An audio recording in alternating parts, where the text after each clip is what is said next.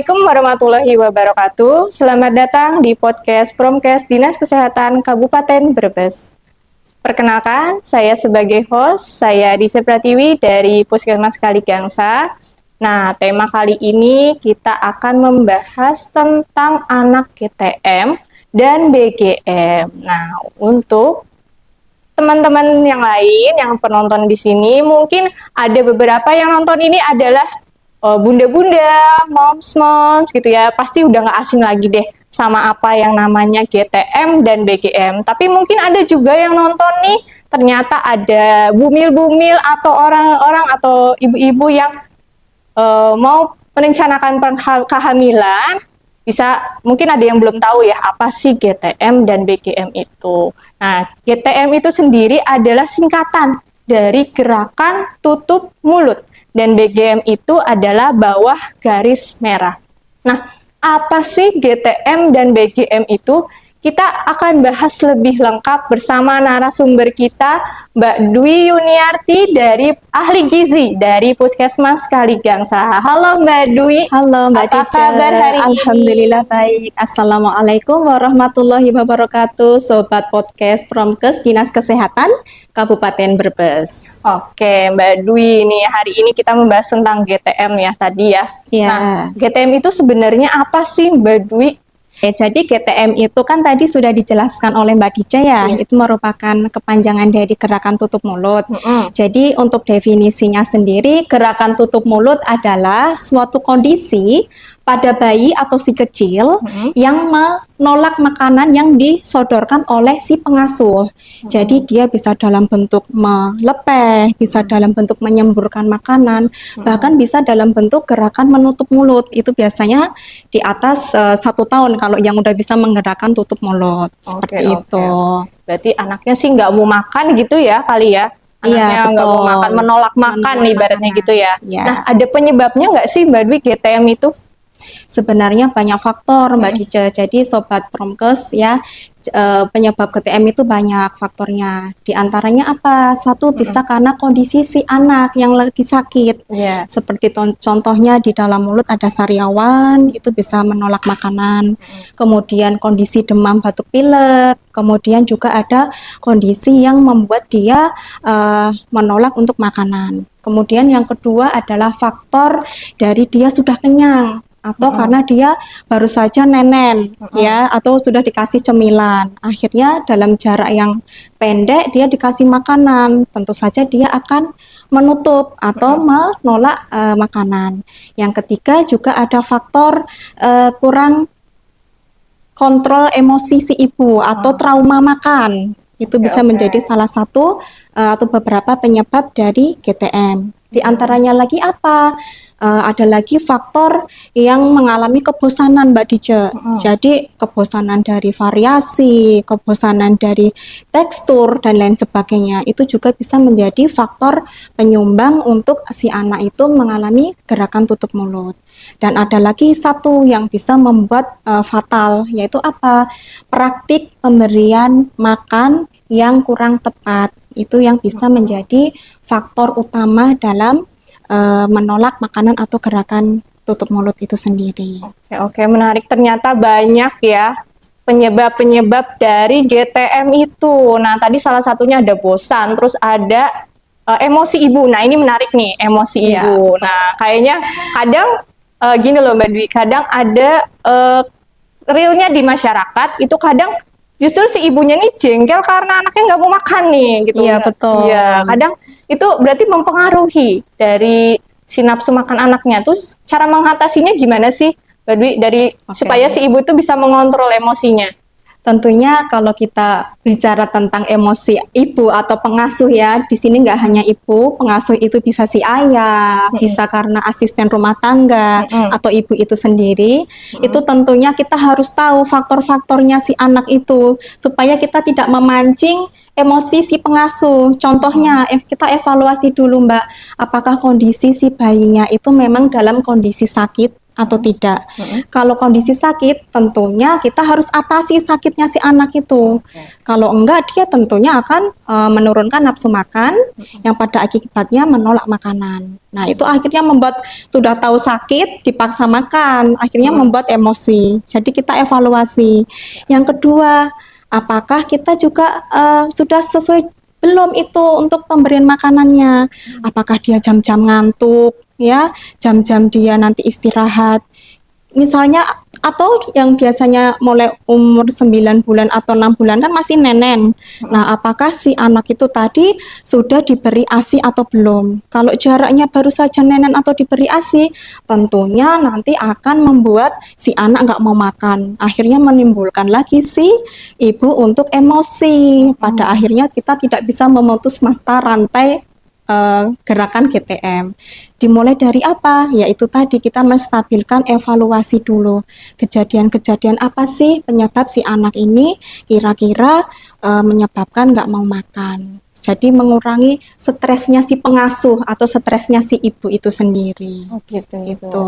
Kalau untuk tadi ada bosan ya, bosan tadi kan dijelaskan ya, ada salah satunya tekstur atau variasi itu, cara mengatasinya juga gimana Mbak Dwi?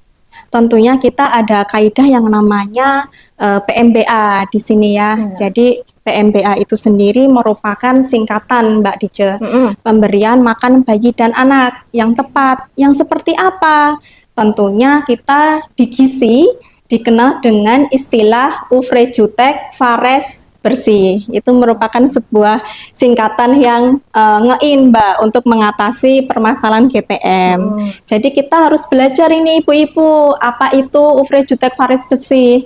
Jadi sebenarnya ibu-ibu punya senjata ada di buku yang namanya KIA ya. Jadi buku KIA ini bisa dimiliki oleh ibu yang memiliki anak balita ya. Jadi nanti ibu-ibu punya senjatanya di sini. Kalau sekarang kan ada buku yang bolak-balik nih, yang terbaru nih. Ada yang ini untuk ibu hamil, yang ini untuk anak. Sedangkan versi lama itu hanya pada cover depannya saja ya. Jadi kita bisa menyesuaikan yang mana nih yang dipunyai oleh ibu di rumah ya.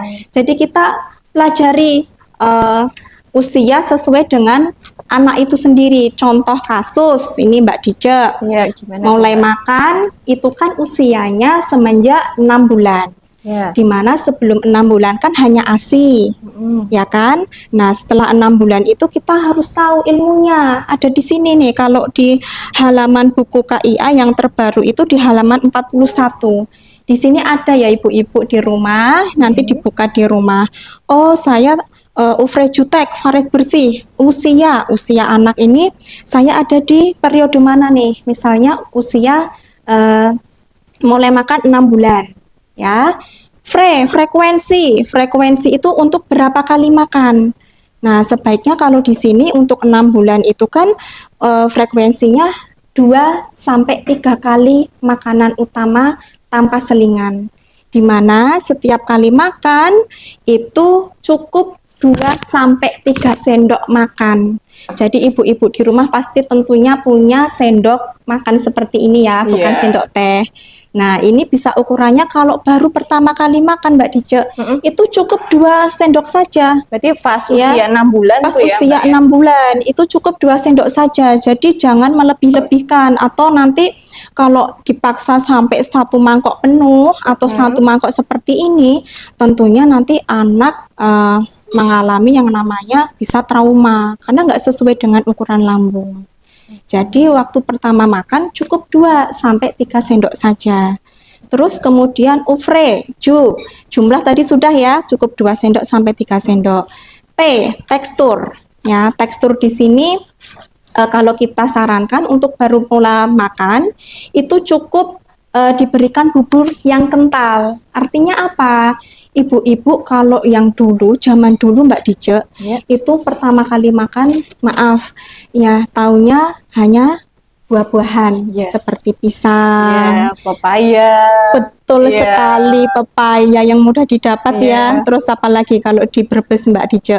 Pepaya, biasanya pisang yang pisang, jeruk juga kadang dikasih ada, ya. Jadi permulaan makan itu biasanya baru dikenalin buah-buahan atau bahkan makanan-makanan instan yang saset. Mm-mm. Padahal Mbak Dice, nanti kalau sudah dikenalin makanan yang manis-manis dulu, anak nanti malah nggak mau makan. Mm-mm. Jadi yang bagaimana?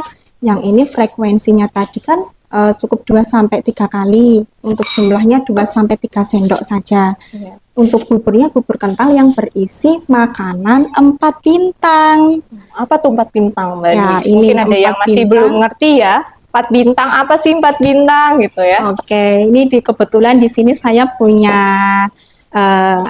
apa ya Mbak ya, sebuah piring Tempat makan. tempat makan ya, yang berisi makanan 4 bintang, di mana di dalam isi piring ini anak mulai makan usia 6 bulan itu sudah bisa diperkenalkan ke 4 jenis makanan ini. Namanya 4 bintang. Berarti ada 4 bagian ya di sini Betul, ya, Mbak ada Dwi, ya? 4 bagian ya.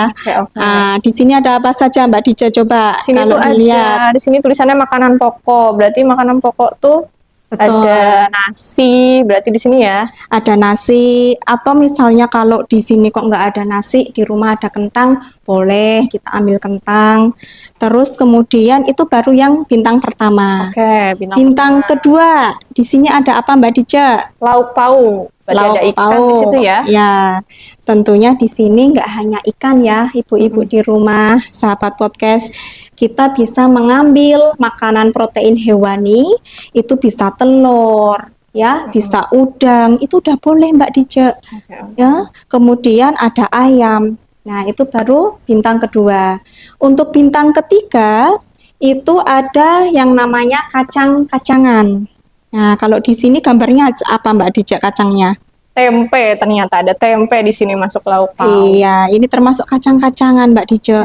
Kita nggak usah susah-susah mikir kacang-kacang itu kacang kedelai atau apa ya. Jadi di warung adanya dari bahan kacang-kacangan itu misalnya produknya ada tahu, di sini ada tempe, itu boleh. Ya, yang keempat baru ini. Apa ini Mbak Dice? Sayuran. Sayuran ya. Jadi untuk anak umur 6 bulan, ibu-ibu di rumah itu sudah bisa memberikan makanan 4 bintang. Jadi nggak hanya buah saja atau nggak hanya makanan instan. Yang lebih baik adalah yang ini. Ya, jadi ada 4 jenisnya. Nah, itu digimanakan? Cara mengolahnya kalau baru 6 bulan itu bisa kalau Mbak Dice pagi masak enggak? Masak Masak ya, buat sarapan ya. Ya. Tentunya beli atau sayurnya masak. Sayurnya masak sendiri. Oh, sayurnya masak. Iya. Baik. Kalau ibu-ibu boleh masak atau beli ya. Tentunya kalau tadi punya anak umur 6 bulan, kita ambil aja setengah atau 1 sendok makan apa namanya? Sayur. Bukan, Nasi? ini nasi. Oke. Kemudian 1 sendok kuah ini untuk sayuran, misalnya di pagi itu misalnya bening bayam misalnya ya Mbak Dice, atau wortel, boleh ambil 1 sendok. Kemudian ada tahu yang dikukus atau misalnya tempe di rumah, boleh ambil sepotong kecil aja. Kemudian yang terakhir tadi yang paling utama ada protein hewan, di mana di situ menjadi penting untuk kebutuhan si anak. Nah, dari makanan ini nanti kita ulek. Maaf, tapi jangan pakai ulukan sambal ya ibu-ibu. Pakai ulekannya ulekan yang khusus untuk MPASI. Nah, itu kemudian nanti akan kita saring pakai saringan besi itu. Nah, nanti akan menghasilkan sekitaran 2 atau 3 sendok makan, itu udah cukup dalam 1 kali pemberian makan anak. Nah, beda lagi nanti kalau untuk umur 9 bulan Mbak Dice. Nah, itu untuk mencegah GTM, kita harus tahu juga teksturnya. Kalau tadi 6 bulan kan bentuknya Bubur bubur ya. kentang. Betul. Jadi kalau masuk usia 9 bulan, ibu-ibu di rumah mulai ganti tekstur. Tekstur yang seperti apa? Nah, anak-anak 9 bulan kan sudah mulai mengenal tangan dimasukkan gitu ya Mbak Dice ya. Nah, itu boleh nanti dalam bentuk yang dilumatkan ya, 6-9 dilumatkan. Kemudian di atas 9 itu boleh dalam bentuk cincang Oke. Karena umur-umur segitu kan sudah sudah bisa memegang makanan sendiri ya. Iya, iya. Jadi itu bisa dalam bentuk jenjang. Nah, di atas 1 tahun sendiri itu makanan yang dimakan oleh keluarganya Mbak Dice. Oke, berarti sudah boleh nasi ya, Mbak? Betul, itu di Oke, atas 1 1 tahun. Jadi ibu-ibu harus punya ilmu parenting, ilmu gizi ya yang ada di buku ini tadi ya.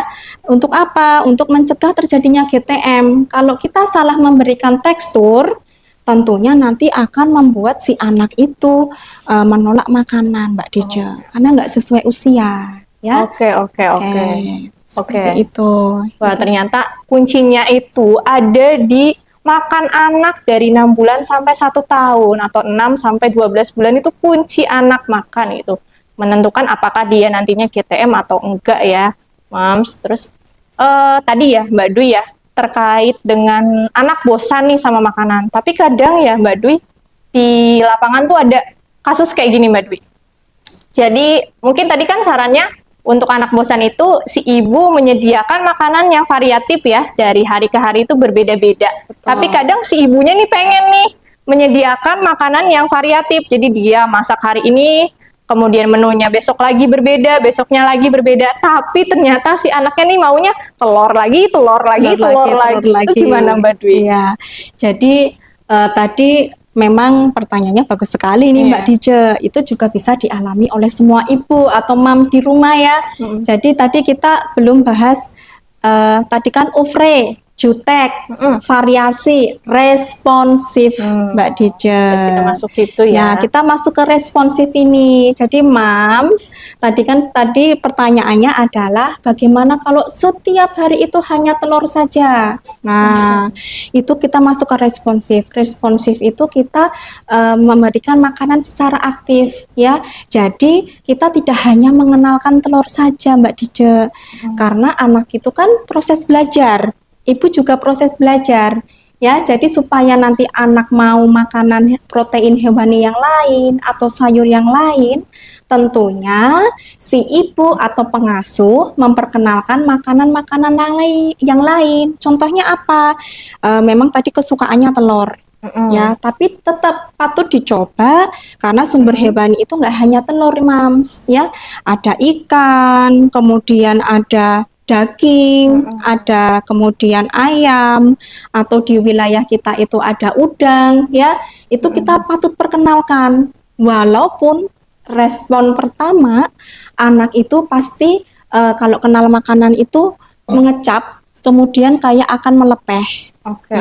Tapi Mams, melepeh belum tentu dikatakan dia tidak suka dengan makanannya. Ya, jadi kita tetap patut coba nih. Makanan tadi kan mengenalnya telur terus nih, ya akhirnya nanti nggak mau dong makanan yang lain, ya. Jadi kita tetap uji cobakan dengan sumber makanan yang lain, tapi tidak keluar dari kaidah yang 4 bintang tadi, ya. Karena apa? Karena kebutuhan gizi ini saling melengkapi. Jadi Mams yang ada di rumah, coba mulai perkenalkan makanan anak dengan variasi yang lain ya. Supaya apa? Supaya nanti anak tidak mudah terkena GTM seperti itu Mbak Dija. Berarti nggak apa-apa ya, anak makan telur terus setiap hari nggak apa-apa, tapi tetap dicoba mengenalkan variasi yang lain dari makanan ya Mbak Dwi. Betul sekali. Oke, terus tadi tuh oeuvre, jutek, berarti tadi baru sampai responsif. Berarti jutek apa? Apakah ibunya harus dengan kejutekan menyuapi anaknya gitu, gimana Mbak Dwi? Kalau tadi kan oeuvre, jutek, jumlah, tekstur udah dibahas. Oh, sudah dibahas. Oh, berarti jutek itu jumlah dan tekstur. Ya, terus re tadi responsif, tadi keaktifan ya. Tahu tanda-tanda bayinya lapar, tanda-tanda mengantuk ya. Kemudian tanda-tanda tadi misalnya kok anak udah kenyang, kemudian tanda-tanda apakah bayinya sakit. Dan yang paling penting nih Mbak Dije, kalau mengenalkan makanan pada anak, itu dimulai dengan tidak membiasakan anak untuk digendong. Itu menjadi kunci penting juga ini. Itu banyak terjadi nih Mbak Dwi.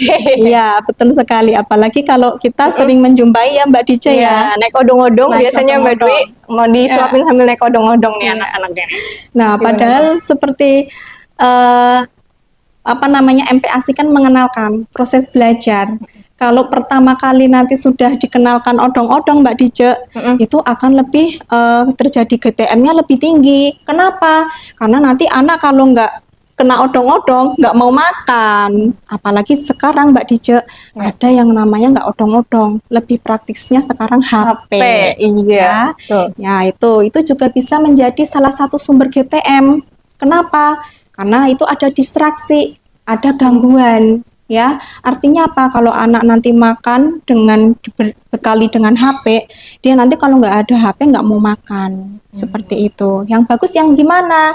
Nah, ini kita bisa mencoba dari awal mengenalkan makanan itu, Mbak Dice. Kita duduk bersama. Ya, Oke, makan bareng anak. Makan bareng anak itu ya, itu menjadi kunci juga Mbak Dice. Kenapa? Karena kalau kita makan dengan bapaknya atau ayahnya, dengan ibunya, itu membuat lingkungan menjadi menyenangkan. Seperti itu. Nah, itu akhirnya bisa mencegah terjadinya GTM dan membiasakan, mendisiplinkan anak untuk makan jam segini, tidur jam segini, makan lagi jam segini. Jadi kita punya jadwal makan ini, punya jadwal makan atau namanya feeding rules ya Imam kalau sekarang itu.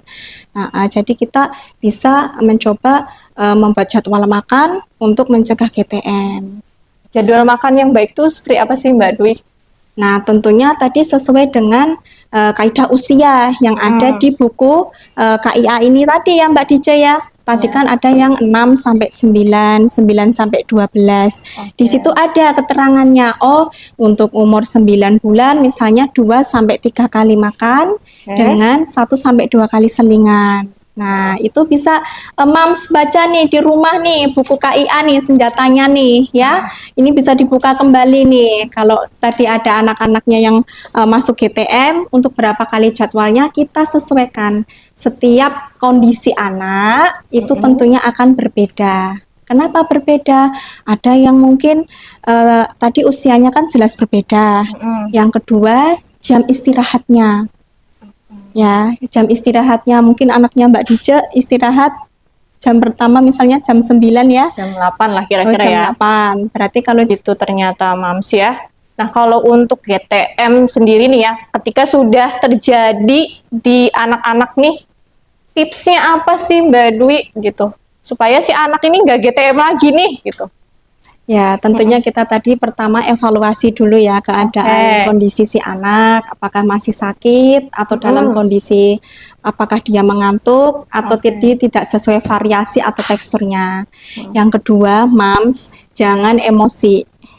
Ya, ini yang agak-agak susah ya Mbak Dice ya. Tentunya kita harus pahami itu karena nanti dengan adanya emosi ibu akan menular pada anak. Yang ketiga, menjauhkan distraksi atau menjauhkan yang tadi bisa membuat si anak menjadi penyebab GTM. Misalnya membiasakan naik odong-odong atau biasanya dengan sekarang itu HP, itu kita mulai mendisiplinkan, menjauhkan itu dulu. Yang keempat, kita membatasi waktunya maksimal dalam sesi makan itu kurang lebih maksimal 30 menit dari jadwal makan itu sendiri. Ya, jadi kita tidak keluar dari feeding rule atau jadwal atau disiplin anak pada jam makan. Kemudian tadi ada sedikit tentang memberikan motivasi ke anak gitu ya supaya mau makan itu gimana caranya Mbak Dwi? Mungkin kalau saya berpengalaman ya Mbak Dice di luar ilmu gizi ya, kita sering membaca di media sosial ilmu parenting terkait dengan motivasi nih anak biar mau gimana nih. Saya pernah mencoba Mbak Dice dengan sugesti atau yang namanya membisikkan kata-kata cinta atau apa yang akan kita targetkan kepada si anak menjelang dia mau tidur. Ya, jadi dia mau tidur tuh betul sekali. Jadi kalau kita ingin anaknya lahap makan, coba trik ini ya, saya cobakan ke anak saya, kan sudah saya cobakan. Itu setiap mau tidur, saya bisikan Mbak Dice, Dek, ayo sekarang Dedek anak yang pinter, besok makannya mulai yang lahap ya. Kalau mama atau bunda ada salah, mama minta maaf. Jadi nanti akan membuat si emosi tersalurkan antara ibu dan anak, sama-sama belajar memulai kembali. Itu di ilmu, mungkin saya baca di psikologis tentang ibu dan anak ya Mbak Iya, iya, Dije. iya. Jadi mungkin bisa pakai trik itu juga. Oke, benar sih Mbak Dwi. Saya juga pernah dengar sebenarnya ketika si anak mau tidur itu, ketika setengah sadar sudah mau antara sadar dan tidur itu, katanya itu apa ya? Waktu yang bagus untuk mensugesti anak untuk menyerap informasi gitu. Berarti kita kasih sugesti positif buat dia makan berarti ya Mbak Dwi ya. Iya betul sekali, Mams. Oke. Saya pernah mempraktekkan hal itu. Jadi alhamdulillah keesokannya anak mulai sedikit-sedikit mau makan. Dan itu tadi tidak keluar dari feeding rules ya, jadwal yang ada. Kita perlu mendisiplinkan itu. Itu seperti itu, Mbak Oke, Dija. Mbak Dwi. Nah, Mams, Mbak Dwi, jadi sebelum podcast ini, kita sempat membuka sesi pertanyaan di sosial media, terutama di sosial medianya Puskesmas Kaligangsa. Jadi untuk ibu-ibu yang sudah bertanya, mungkin ada beberapa yang akan kita jawab di sini ya. Oke, Boleh, Mbak Dija. Oke, kita cari pertanyaan nih dari Mams Katia di sini ya. Mams Katia itu anaknya itu umur 1 sampai 2 tahun. Dia menanyakan, apa itu bawah garis merah? Oh, tadi itu ya, Ya. merupakan sudah disinggung Mbak Dija ya. Ya. Itu merupakan sebuah dampak dari GTM itu sendiri kalau berkelanjutan. Jadi kalau anak nggak mau makan, tentunya nanti akan berakibat pada kenaikan berat badan anak yang tidak sesuai dengan kurva yang ada di buku KIA. Jadi untuk BGM itu sendiri bisa dilihat di KMS ya, Mam, di rumah. Ini kalau laki-laki bisa pakai yang biru, yang perempuan bisa pakai yang pink. Nah, untuk BGM itu sendiri yaitu kurvanya berada di garis bawah merah ini. Oh, di sini ada Ya. garis merah nih, Mams nih.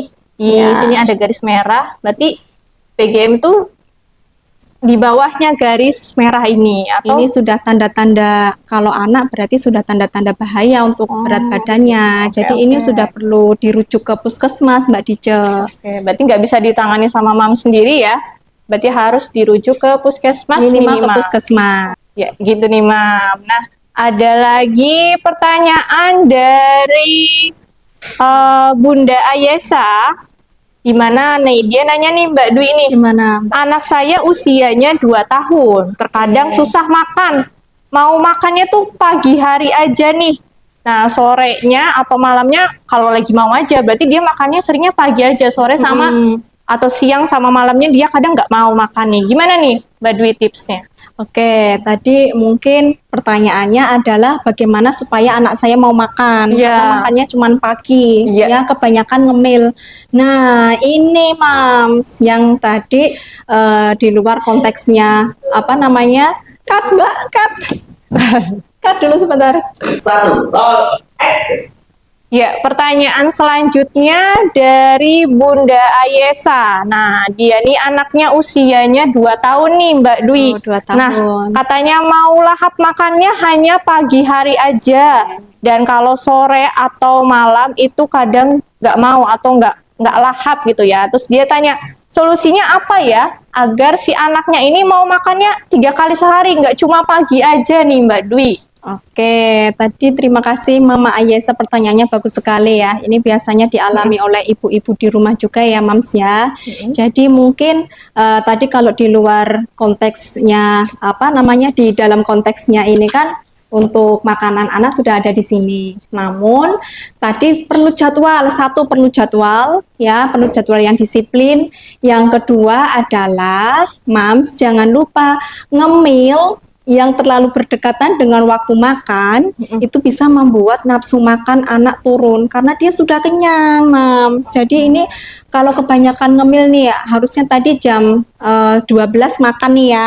Nah, tapi jam 11 dia dikasih makan nih wafer atau misalnya makanan-makanan snack ngemil-ngemil jajanan. Nah, tentunya ya jam 12 dia akhirnya nggak mau makan, Mams. Ini pentingnya mengatur jadwal makan anak supaya nanti tidak timbul GTM atau tidak timbul gerakan tutup mulut. Oke, cemilannya itu sendiri ada nggak sih Mbak Dwi yang harus dihindari? Oke, untuk cemilan sendiri kita kalau di gizi tentunya yang bergizi ya, jauh dari pemanis, jauh dari maaf kalau sekarang itu ciki-ciki, kemudian yang banyak pewarna atau yang manis. Karena kenapa? Karena kalau yang terlalu manis itu nanti membuat nafsu makan juga menurun, Mbak. Karena dengan makanan manis itu bisa membuat perut si kecil cepat merasa kenyang. Oke. Akhirnya nggak mau makan makanan utama. Itu seperti itu. Oke. Terima kasih ya Mbak Dwi ya. Semoga terjawab ya Bunda Yesa ya. Kemudian ada satu lagi nih yang mau kita jawab dari Bunda Fatih. Nah, gimana caranya anak suka atau mau makan nasi? Berarti anak ini kayaknya nggak doyan nasi nih Mbak Dwi nih. Oke. Paling makan nasi cuma 1 kali. Oh, 1 kali dalam Iya. 1 hari. Gimana caranya biar anak suka makan nasi? Oh, biar suka makan nasi Iya. ya. Ini pertanyaannya bagus sekali ya, supaya makan nasi. Nah, kalau untuk variasi memang nggak harus dengan nasi, bisa dengan kentang, ubi, dan lain sebagainya. Tapi tetap anak diperkenalkan nasi. Caranya bagaimana? Kalau moms di rumah biasanya pakai 1 centong atau setengah centong, coba sekarang moms pakai cetakan atau kreasikan ya. Jadi ilmu MPASI itu selain ilmu belajar juga ilmu seni ya. Jadi moms juga bisa nih, atau bola-bola dibikin bola-bola nasi, atau misalnya dibikin cetakan-cetakan yang seperti yang lucu-lucu sekarang banyak ya Mbak Dica Banyak, ya. banyak. Apalagi sekarang ada media sosial yang bisa membeli lewatnya online. Iya, itu sekarang banyak hiasan-hiasan makanan sekali. gitu ya. Betul. Itu juga nanti akan membuat anak tertarik untuk makan. Jadi, loh kok bentuknya nggak nasi ya, bentuknya kok bola-bola, atau bentuknya kok mobil-mobilan, atau mungkin bentuknya ikan. Itu kan akan lebih mudah menarik. Dan digarisbawahi moms, makan makanan pokok tidak hanya nasi ya. Jadi bisa dengan yang lainnya. Oke. Atau diolah jadi makanan apa gitu, ada tipsnya nggak Mbak Dwi? Mungkin Mbak Dwi pernah bikin olahan dari nasi yang bisa ternyata anak tuh nggak sadar ini tuh ada nasinya gitu. Bisa, boleh itu. Misalnya kalau kita bikin telur dadar itu ya, Mams, itu boleh kita sempilin nasi nih, atau mungkin ada yang nggak suka sayur. Ini sempilin aja pakai wortel yang diparut atau dengan nasi tadi, kemudian kita goreng. Akhirnya kan tanpa sadar, oh anak ternyata sudah makanan-makanan yang tadi diharapkan ibunya mengandung gizi yang seimbang. Seperti itu. Oke, gitu ya ternyata Mas. Semoga terjawab ya Bunda Fatih ya dari pertanyaannya. Oke. Ya, untuk mengakhiri podcast kita hari ini, barangkali dari narasumber Mbak Dwi ada yang mau disampaikan atau closing statement-nya? Oke, baik. Terima kasih, Mams. Jadi untuk GTM, kita harus tahu penyebabnya dulu. Jadi kalau kita sudah tahu penyebabnya, kita akan lebih mudah mengatasinya, ya. Jadi ingat, penyebabnya, cari penyebabnya dulu, ya. Karena tadi kita sudah jelaskan penyebabnya mungkin variasi kebosanan, atau mungkin sakit, praktik pemberian makan mungkin yang salah, atau mungkin faktor trauma. Jadi moms di rumah bisa cari penyebabnya dulu, baru kita temukan solusinya. Seperti itu. Oke, sebelum menutup podcast Promkes Dinas Kesehatan hari ini, yuk kita salam germas dulu Mbak Dwi. Kita berdiri boleh? Oke. Oke. Kita salam germas ya. Boleh, Mbak Dica. Moms juga boleh ikutan buat salam germasnya. Oke. Salam germas. Sehat, bugar, produktif. Cegah stunting, itu penting. Manene selamat, baine sehat. Tempat missing juga penting. Cegah COVID dengan germas. Oke. Sekian podcast Promkes Dinas Kesehatan hari ini. Nah, jangan lupa di-like, di-komen, dan subscribe. Nah, supaya moms dan sobat podcast bisa tahu info podcast selanjutnya. Oke? Ya, akhir kata kita sampaikan salam sehat dan wassalamualaikum warahmatullahi wabarakatuh.